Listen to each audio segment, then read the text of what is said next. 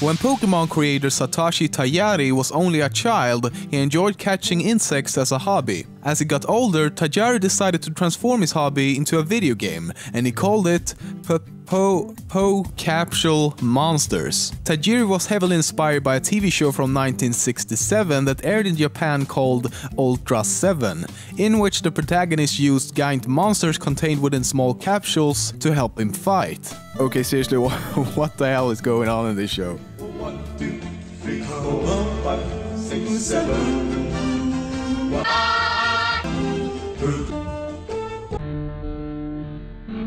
Okay, moving on. But the name Capsule Monsters had some trademarking issues, and so the name was changed to Pocket Monsters instead, which in abbreviated form becomes Pokémon. Where do the meat in the Pokémon universe come from?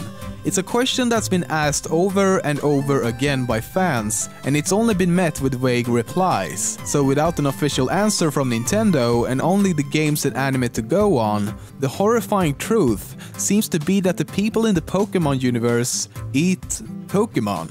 While there are real animals in the world, they seem to be very rare, almost to the point of extinction, as they are not often seen or mentioned neither in the games nor the anime. And it has been hinted that specific Pokémon are actually eaten, some even being considered delicacies. For example, a Pokémon called Farfetch'd are noted for making a good meal, and were nearly hunted to extinction because of this, ultimately leading to them now being so rare. Also in the anime, it's indicated several times that fish-like Pokémon are caught and eaten, such as the Magikarp. Then again, it might not be that strange, as Pokémon are essentially animals in their world, where some are kept as pets and others might get eaten. Back in 2005, there was a gene in the human body named Pokémon. However, Nintendo threatened to sue the center that discovered it after they found out the gene could cause cancer, something Nintendo did not want to be associated with, and so the center was forced to rename the gene, and now it has the much more spectacular name ZBTB7. But fear not, we still have Pikachurin, a protein in the human body named after the iconic Pokémon.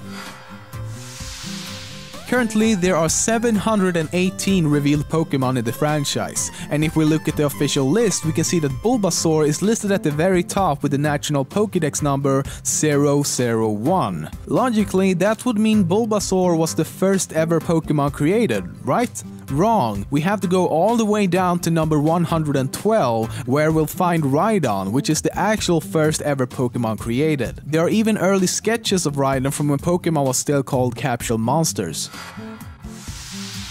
Pokémon can be defined using what is called types. Currently there are 18 different types: normal, fire, fighting, water, flying, grass, poison, electric, ground, psychic, rock, ice, bug, dragon, ghost, dark, steel, and fairy. Types function as a way to tell what a Pokémon can and cannot do, more specifically what type of abilities it has in terms of defense and offense. Pikachu, for example, is of the electric type, and a Pokémon can only have one or two types. If a Pokémon existed that had every type, it would interestingly enough only be weak to rock types. The most common is the water type, which consists of 124 Pokémon. The least common is the ghost and fairy type, with only 34 Pokémon each.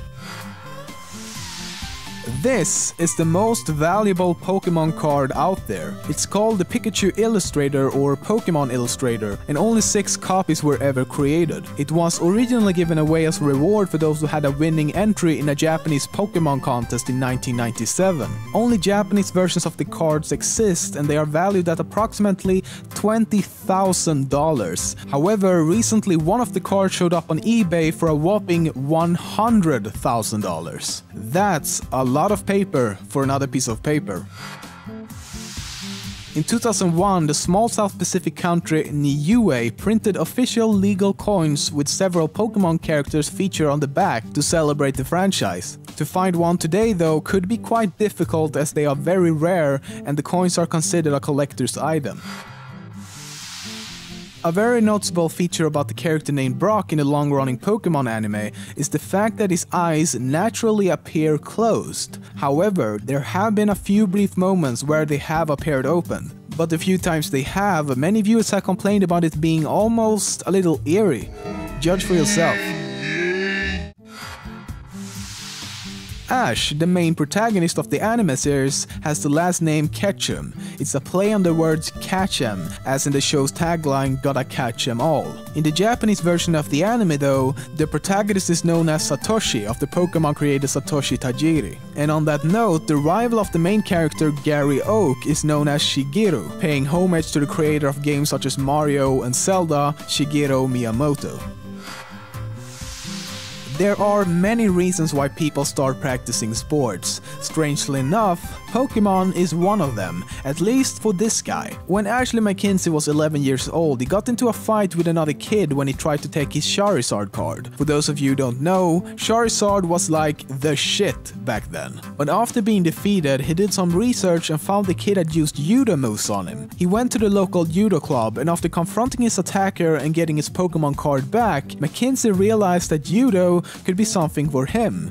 Today, all thanks to that one Charizard card, McKinsey is a judo champion. While speaking of sports, have you seen this face-off video between Kobe Bryant and Lionel Messi? It's pretty awesome actually. Just click this red annotation or the link in the description to go check it out. It's okay if you don't wanna sing along, but if you do, I promise you, you will feel like you belong. Don't get me wrong.